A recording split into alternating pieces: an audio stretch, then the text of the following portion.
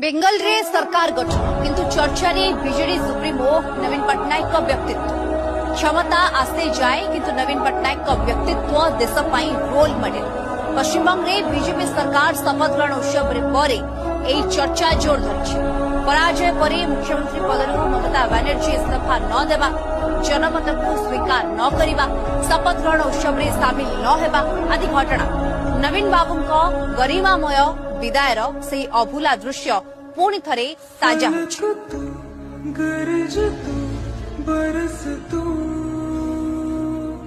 धूप में चाव की एहसास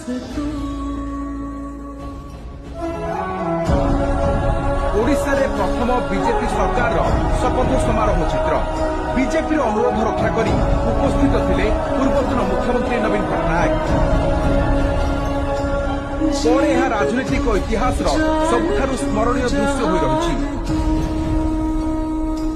24 वर्षर मुख्यमंत्री थिले नवीन क्षमता जीवा परे से आदौ विचलित होई नथिले बरं लोकमत को सम्मान जणाइथिले